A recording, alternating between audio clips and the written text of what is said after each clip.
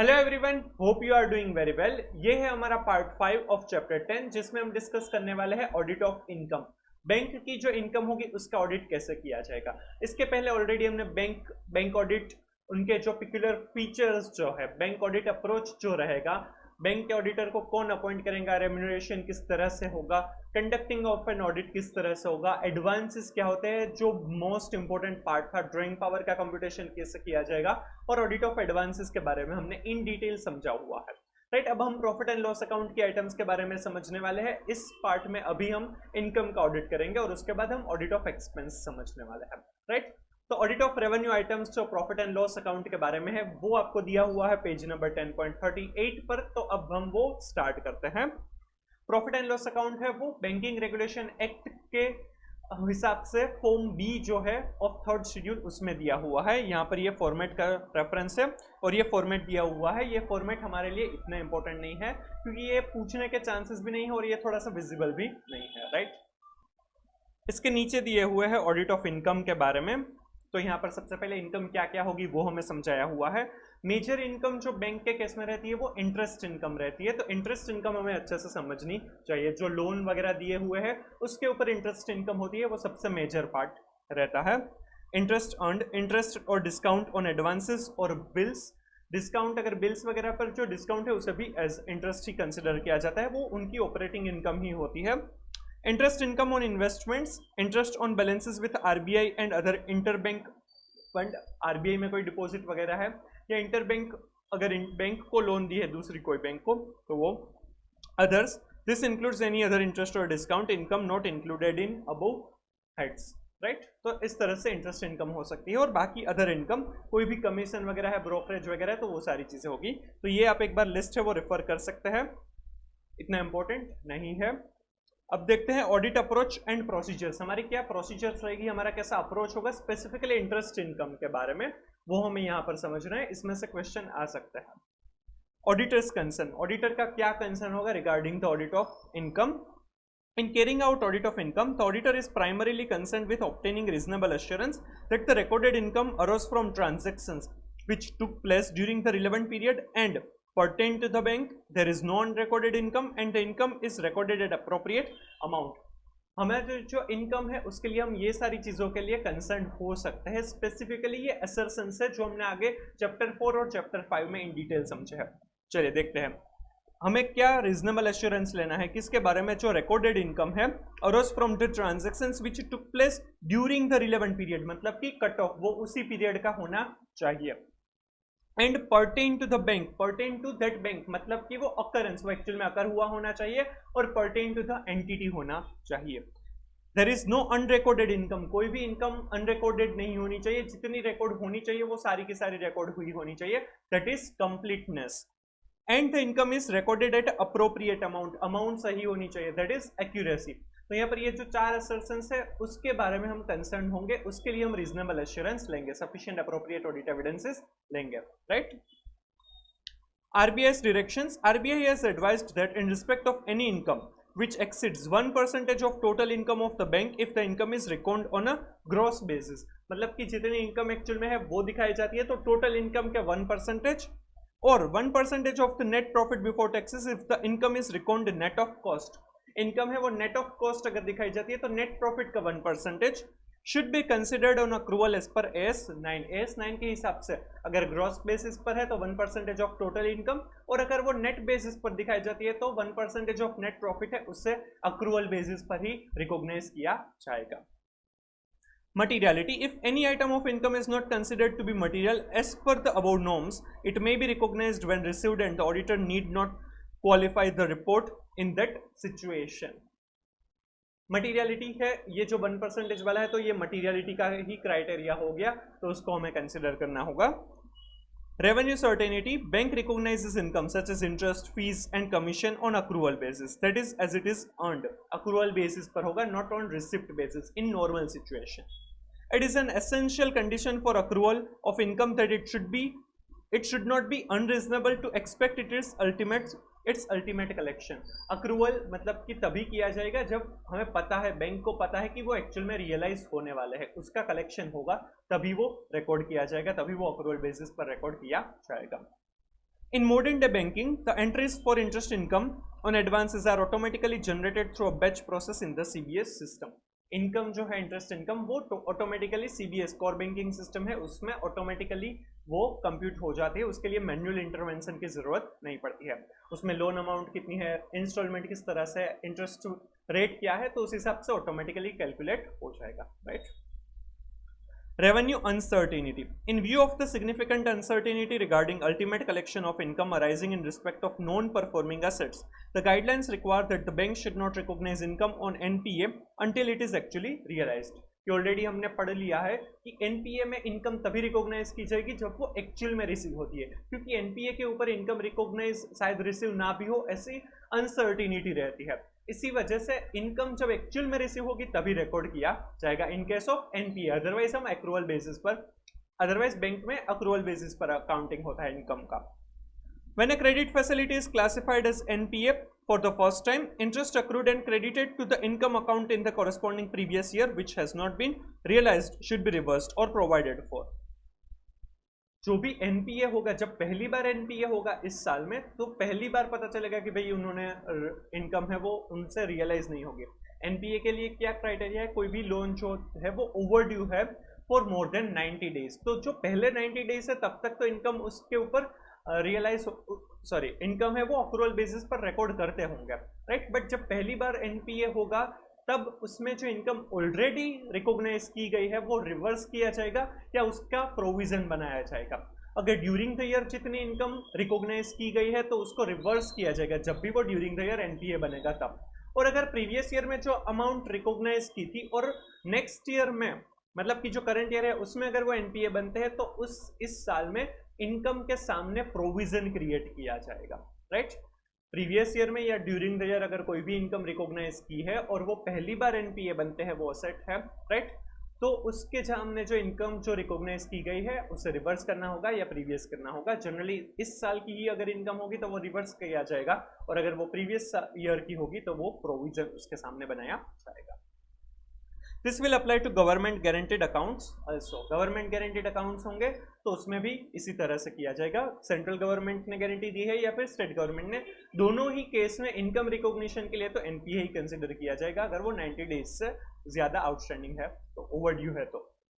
पर अगर central government ने गारंटी दी है तो उसका जो असेट क्लासिफिकेशन होगा, प्रोविजन करने की जो रिक्वायरमेंट होगी वो एप्लीकेबल नहीं होगी, वो सिर्फ स्टेट गवर्नमेंट गारंटी में एप्लीकेबल होगी, राइट। ये इंपॉर्टेंट है, इसमें से क्वेश्चन बन सकता है रिवर्सल और प्रोविजनिंग के बारे में जो है। Advances against securities, interest on advances against term deposits, national saving certificate NSCs, Indira Vikas Patra IVPs, Kisan Vikas Patra KVPs and life policies may be taken into income on the due date provided adequate margin is available in the accounts. अगर advances जो है वो term deposit, NSCs, IVPs, KVPs, life insurance policies के सामने है, तब उसमें income है वो ड्यू डेट को ही रिकॉग्नाइज की जाएगी, भले ही वो ड्यू डेट से ओवर ड्यू हो चुका हो तो भी, क्योंकि पहले तो इन सभी के सामने जो एडवांसेस होंगे वो वैसे भी एनपीए नहीं कंसिडर किए जाते, वो हमने ऑलरेडी आगे समझा हुआ है, जब मार्जिन उसमें इनफ हो तब। और इसमें इनकम भी रिकॉग्नाइज ड्यू डेट को ही की जाएगी, राइट। ये ऑलरेडी एनपीए में क्लासिफिकेशन एडवांस का असेट क्लासिफिकेशन में भी फर्क नहीं पड़ेगा, ना ही इनकम रिकॉग्निशन में फर्क पड़ेगा। ये इंपॉर्टेंट पार्ट है, ये एक्सेप्शन कह सकते हैं, तो ये अच्छे से याद रखेगा। ये पूछेंगे तो आपको शायद याद ना हो, क्लिक ना हो, क्योंकि सिर्फ इसी केस में ऐसा होता है कि असेट क्लासिफिकेशन भी एनपीए में नहीं करना है, इनकम रिकॉग्निशन भी एनपीए के हिसाब से नहीं करना है, भले ही वो ओवरड्यू हो, right. Bills purchased. In the case of bills purchased outstanding at the close of the year and year, the discount received thereon should be properly apportioned between the 2 years. जब भी बिल डिस्काउंट किया जाता है, right, तो उसमें जो भी इन discount लिया जाता है, राइट, बाय द बैंक, अगर वो ईयर एंड के आसपास हुआ है तो हो सकता है कि इस साल में भी थोड़ा सा पार्ट होगा और नेक्स्ट ईयर में भी थोड़ा साल के लिए, थोड़ा पीरियड के लिए वो बिल है उसकी अमाउंट दी जाएगी। नेक्स्ट ईयर में थोड़े से पीरियड के बाद जिसका भी ये बिल जिसके भी नाम पे है वो अमाउंट लौट आएगा, तो तब तक के लिए वो डिस्काउंट होता है, तो वो प्रोपोर्शनेट प्रॉपरली होना चाहिए। थोड़ी सी जो इनकम है वो नेक्स्ट ईयर के लिए कंसिडर की जाएगी। The annexed part discount or rebate on bills discounted, that is where part of receipt comprising discount charges on bills purchased relate to period beyond the year end, should be recorded as other liabilities. जो भी income का part वो next year के लिए है वो other liabilities में दिखाया जाएगा। Interest or discount component paid by bank or branch on rediscount of bills from other financial institution is not to be netted off from the discount earned on bill discounted। अगर कोई भी bank या financial institution ने further वो bill discount किया गया है bank से, तो उसमें जो एक्सपेंस पे किया जाएगा, राइट, वो जो डिस्काउंट या इनकम, इंटरेस्ट इनकम मिलने वाली है, राइट, उसके सामने नेट ऑफ नहीं किया जाएगा, दोनों ही सेपरेटली डिस्क्लोज किया जाएगा।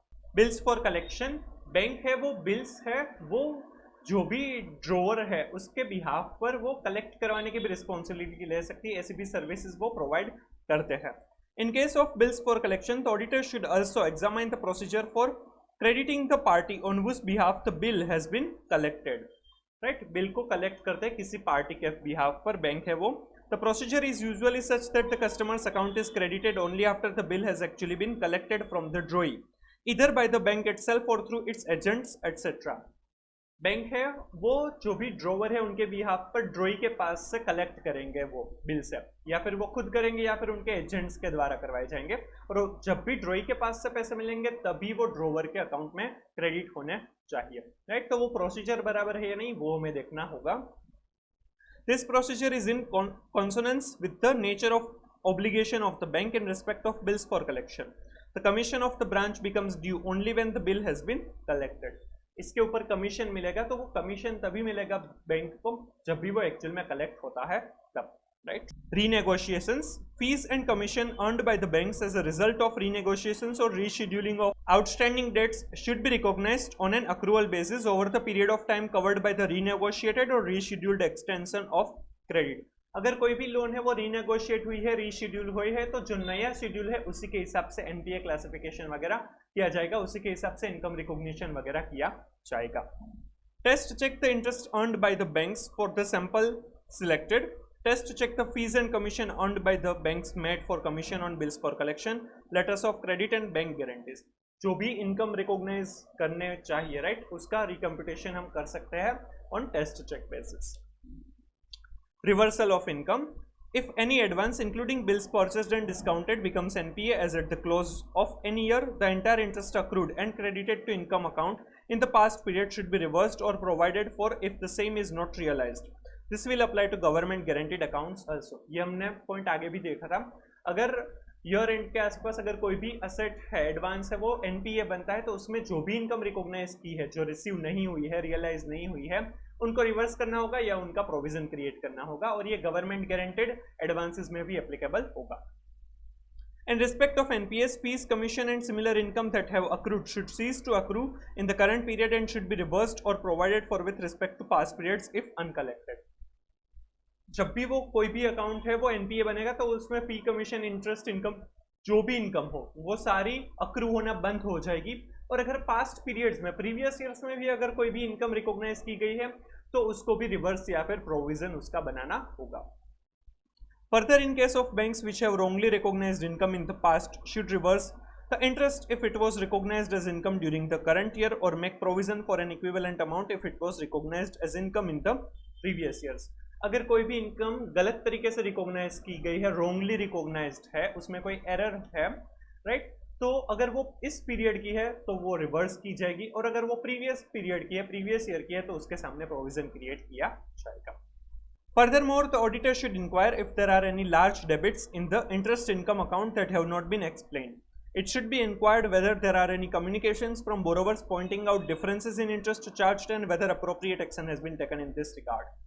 अगर कोई भी इंटरेस्ट अकाउंट है, इनकम अकाउंट है, उसमें बहुत ज़्यादा डेबिट अकाउंट, डेबिट ट्रांजेक्शन है, मतलब रिवर्सल ऑफ इनकम या फिर कोई और पॉइंट है, तो वो क्यों हुआ है वो हमें देखना होगा। जब ये लार्ज डेबिट्स हो तब क्या ऐसा कुछ हुआ है कि गलत इंटरेस्ट चार्ज किया था इसलिए कस्टमर्स जो है उन्होंने बताया, बोरोवर्स ने बताया, राइट, और डिफरेंशियल जो अमाउंट है उसी के लिए डेबिट ट्रांजेक्शन किया हुआ है, वो हमें समझना होगा, राइट। तो ये रिवर्सल ऑफ इनकम के बारे में था। ये देखना होगा कि अगर कोई भी एडवांस अगर एनपीए बनता है तो उसके ऊपर कोई भी इनकम रिकॉग्नाइज की है उसे रिवर्स करना होगा या उनका प्रोविजन करना होगा। पहले के पीरियड में भी अगर फीस कमीशन के ऊपर कुछ ऐसा किया है तो वो भी रिवर्स या फिर प्रोविजन उसका बनाया जाएगा, और जब से वो पता चलेगा उसके बाद कोई भी अप्रूवल नहीं होगा, जब वो एक्चुअल में रियलाइज होगा तभी वो इनकम रिकॉग्नाइज कर सकता है। प्लस अगर कोई एरर की गई है इनकम रिकॉग्निशन में, रोंगली रिकॉग्नाइज किया गया है, तो उसको भी रिवर्स किया जाएगा अगर वो करंट पीरियड का है, और अगर प्रीवियस पीरियड का है तो उसे उसके सामने प्रोविजन बनाया जाएगा, राइट। अगर लार्ज डेबिट्स है इंटरेस्ट इनकम अकाउंट में तो वो क्यों है वो भी हमें समझना होगा। सिंपल, ये एज ए क्वेश्चन आपको पूछ सकते हैं, इंपॉर्टेंट है। On leased assets, the component of finance income as defined in AS 19 leases on the leased assets which was accrued and credited to the income account before the asset become NPA and remaining unrealized should be reversed or provided for in current accounting period। अगर lease वगैरह में भी ऐसा कुछ हुआ है, NPA वगैरह होती है, तो उसका भी रिवर्सल वगैरह कंसिडर करना होगा। अनरियलाइज्ड है तो वो भी प्रोवाइड करवाना होगा, प्रोविजन या फिर रिवर्सल होगा, वो हमें देखना होगा।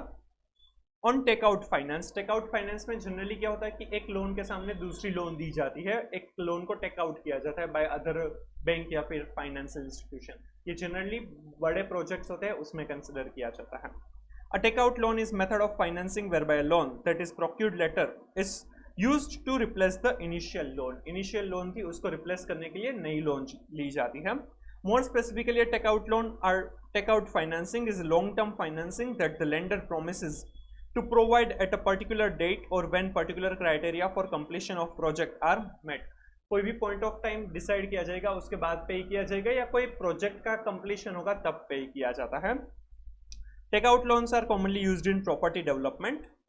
In the case of takeout finance, if based on record of recovery, the amount is classified by the lending bank as NPA. It should not recognize income unless realized from the borrower or taking over institution if the arrangement so provides। Lender जो है उनको NPA consider करना है अगर borrower या फिर जो Takeout कर रहे हैं जो भी इंस्टीट्यूशन, उनके पास से रिकवरी नहीं होती है तब। ऑब्जेक्टिव्स ऑफ टेकआउट फाइनेंस क्या होते हैं? To expand source of finance for infrastructure projects by facilitating participation of new entities. जो भी न्यू एंटिटीज है उनको हेल्प होगा क्योंकि फाइनेंस ज्यादा मिलेगा तो वो अच्छे से काम कर पाएंगे। टू एड्रेस सेक्टरल और ग्रुप और entity exposure issues and asset liability in mismatch concern of tenders. अगर कोई भी प्रॉब्लम है तो उसको रिजोल्व किया जाएगा, मिसमैच है टेंडर्स वगैरह में। To boost the availability of longer tenure debt finance for projects. लंबे समय का जो भी फाइनेंस देने की जरूरत है तो वो उसके लिए फंड अवेलेबल करवाए जाएंगे। ठीक है। On partial recoveries in NPS, NPS के सामने अगर पार्शियल रिकवरी होती है तो क्या किया जाएगा?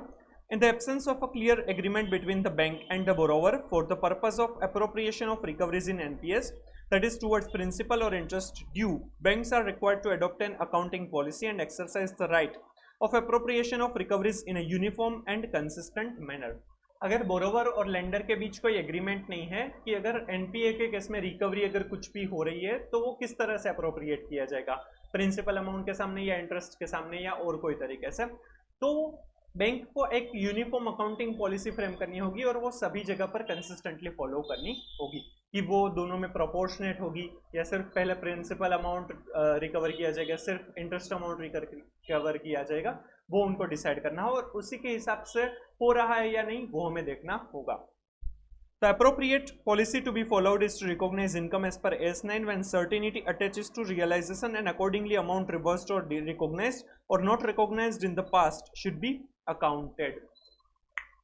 S9 के हिसाब से हमें अकाउंटिंग पॉलिसी है वो फॉलो करनी चाहिए कि जब भी हमें ऐसा लग रहा है कि रियलाइज नहीं हो सकता है तो वो हमने रिवर्स या फिर डी रिकॉग्नाइज किया होगा, राइट। या फिर जो पता चल गया कि अब ये एनपीए है तो उसके ऊपर तो अक्रूवल होगा ही नहीं, राइट, तो वो रिकॉग्नाइज ही नहीं किया जाएगा, तो उसको अब अकाउंट करना चाहिए। वो रियलाइज हुआ है तो वो अमाउंट दिखानी चाहिए, वो एज ए इनकम दिखाना चाहिए। Interest partly or fully realized in NPS can be taken into income. However, it should be ensured that the credits towards interest in the relevant accounts are not out of fresh or additional credit facilities sanctioned to the borrowers concerned। जो भी NPA के सामने recovery हुई है partly या fully, अगर वो income मिल रही है तो वो एज ए इनकम रिकॉर्ड कर सकते हैं, पर ये देखना होगा कि वो न्यू या फ्रेश अकाउंटिंग क्रेडिट फैसिलिटी है उनमें से ही अमाउंट है वो इनकम में नहीं दे रहे हैं ना, मतलब कि नई लोन ली गई और उसी में से जो अमाउंट है वो दूसरी लोन या पहले की लोन थी वो पे करने के लिए यूज किया जा रहा है, ऐसा है तो वो इनकम रियलाइज एक्चुअल में नहीं हो रही है, राइट। वो दूसरी लोन ली और उसी में से रीपेमेंट कर रहे हैं तो वो तो बराबर नहीं है, तो वहां पर इनकम रिकॉग्नाइज नहीं करना चाहिए। मेमोरेंडम अकाउंट, अब ये जो इंटरेस्ट है वो तो रियलाइज नहीं हो रहा है, मतलब कि अक्रूवल बेसिस पर अब रिकॉर्ड नहीं किया जाएगा, जब भी एनपीए हो जाएगा तो उसका रिकॉर्डिंग वगैरह मेन बुक्स ऑफ अकाउंट में नहीं होगा, बट एक्चुअल में रिकॉर्ड तो रखना होगा ना कि कितना इंटरेस्ट है वो रिसीवेबल है फ्रॉम द बोरोवर। तो उसी के लिए मेमोरेंडम अकाउंट बनाया जाता है। जब भी एनपीए कोई भी एसेट बन जाती है तो मेमोरेंडम अकाउंट में कितनी इंटरेस्ट इनकम होनी चाहिए, कितना इंटरेस्ट है वो रिसीवेबल है, वो रिकॉर्ड किया जाएगा। On an account turning NPA, bank should reverse the interest already charged and not collected by debiting P&L account and stop further application of interest. NPA जब बन जाएगा तो उसमें जो इंटरेस्ट ऑलरेडी चार्ज किया है वो रिवर्स किया जाएगा, डेबिट किया जाएगा P&L में, राइट। और अब आगे से जो इंटरेस्ट अमाउंट है वो रियलाइज नहीं, वो अक्रूवल बेसिस पर रिकॉर्ड नहीं किया जाएगा। However, banks may continue to record such accrued interest in memorandum account in their books for control purposes. For the purpose of computing gross advances, interest recorded in the memorandum account should not be taken into account. तो सिर्फ control के purpose के लिए ये interest account है, interest amount है, उनको memorandum account में रिकॉर्ड किया जाता है ताकि किसी में इंटरेस्ट है जब भी रियलाइज होता है तब उसके सामने वो रिकवरी है वो दिखा सके, एक्चुअल में कितनी इंटरेस्ट रिसीवेबल होगा वो सारी चीजें पता चले, राइट। इसी के लिए ये मेमोरेंडम अकाउंट है वो बनाया जाता है। टेम्पररी अकाउंट होगा, रफ अकाउंट जैसा होगा। ये इसकी इंपैक्ट है वो फाइनेंशियल स्टेटमेंट में नहीं आएगी। Income from investment, interest income on investment. This include all income derived from government securities, bonds, debentures of corporate and other investments by way of interest and dividend, except income earned by way of dividend etc. from subsidiaries and joint ventures abroad or in India. Interest income होगी जिस भी investment से, उन सभी में से जो investment में से इनकम मिल रही है वो यहाँ पर कवर अप होगी। Broken period interest paid on securities purchased and amortization of premium on SLR investment is net off from the interest income on investment.